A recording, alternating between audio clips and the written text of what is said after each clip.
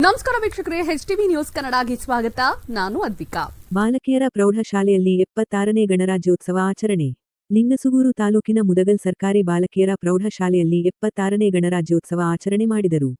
ಮಹಾತ್ಮ ಗಾಂಧೀಜಿ ಹಾಗೂ ಡಾಕ್ಟರ್ ಬಾಬಾ ಸಾಹೇಬ್ ಅಂಬೇಡ್ಕರ್ ರವರ ಭಾವಚಿತ್ರಕ್ಕೆ ಪೂಜೆ ಸಲ್ಲಿಸಿ ನಂತರ ಧ್ವಜಾರೋಹಣವನ್ನು ಸಿದ್ದರಾಮಪ್ಪ ಛಲವಾದಿ ಅವರು ನೆರವೇರಿಸಿದರು.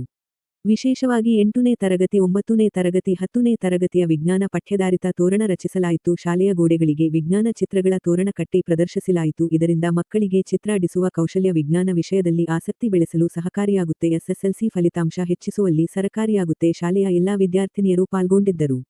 ಈ ಸಂದರ್ಭದಲ್ಲಿ ಮುಖ್ಯ ಗುರುಗಳಾದ ಬಾಲಚಂದ್ರ ದಾಸರ, ಕಸಾಪ ಅಧ್ಯಕ್ಷರು ಮಲ್ಲಿಕಾರ್ಜುನ್ ಗೌಡೂರು, ಪ್ರಭು ಲಿಂಗಗದ್ದಿ, ಅಮರೇಗೌಡ, ಶಂಕರಗೌಡ, ಯಾಸ್ಮಿನ್ ಬಾನು, ಭಾಗ್ಯಜ್ಯೋತಿ, ಬಸಪ್ಪ ಮಾದರ್, ಸೌಮ್ಯ ಹಣಗಿ, ವಿಜಯಲಕ್ಷ್ಮಿ ಸೇರಿದಂತೆ ಮುಂತಾದವರು ಇದ್ದರು.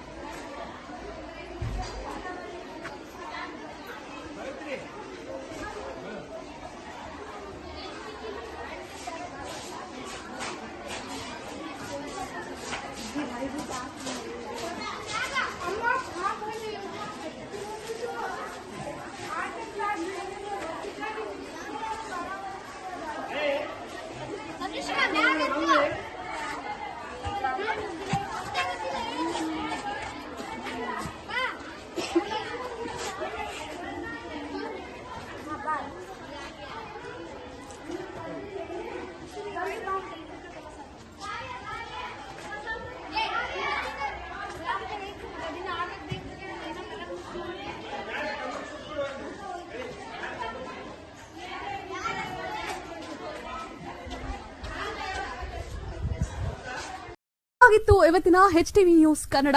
ರಾಯಚೂರು ಜಿಲ್ಲೆ ಲಿಂಗಸೂಗೂರು ತಾಲೂಕು.